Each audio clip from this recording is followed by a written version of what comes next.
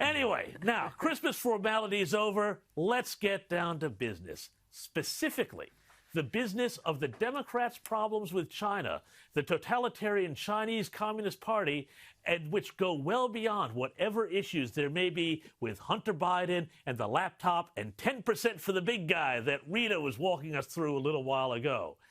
And by the way, the Democrats seem very determined to cover these things up. This week, online news outlet Axios broke a major story of how a suspected Chinese spy known as Christine Fang, or Fang Fang, infiltrated American power networks, inveigling herself into the office of Democratic Congressman Eric Swalwell, and it is suspected his bed as well, though Swalwell won't answer that question, saying that, quote, it's classified. Sure, Eric, I believe you. Millions wouldn't.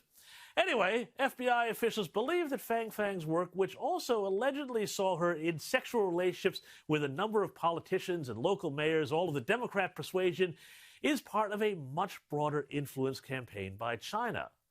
But curiously, House Republicans serving on the Intelligence Committee, which is supposed to know about these things, were not told about Swalwell's being compromised by the FBI, which was investigating him. And Democrat Nancy Pelosi told reporters when the story broke, well, quote, I don't have any concerns about Mr. Swalwell.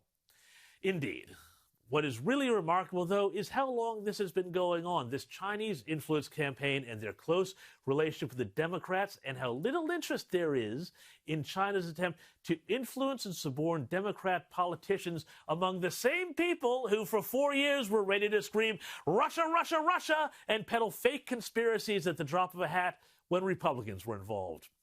And they go silent when the attention is now on the Democrats and their tight ties to Beijing. I mean, look at it. Way back in 1998, Bill Clinton's buddy Charlie Tree was indicted as part of a scam that saw Chinese nationals donate illegally to the Clinton campaign.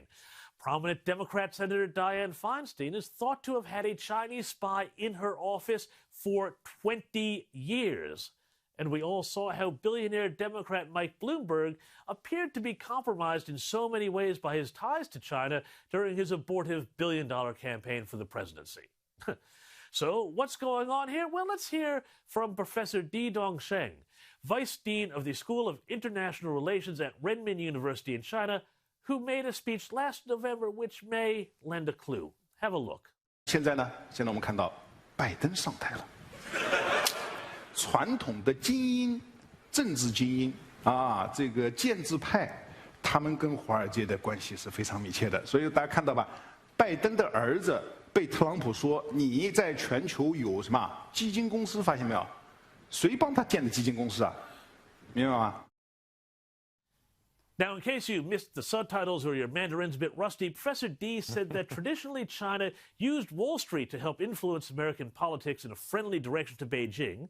He said that Trump was not really subject to their influence because Wall Street didn't own him, and now that Biden is in, things will once again change. He even mentioned Hunter Biden and his foundations. To quote further from D, he said, quote, why did China and the U.S. used to be able to settle all kinds of issues between 1992 and 2016? We fixed everything in 2 months. What is the reason? I'm going to throw out something maybe a little bit explosive here. It's just because we have people at the top. We have our old friends who are at the top of America's core inner circle of power and influence. And now those old friends are back in charge.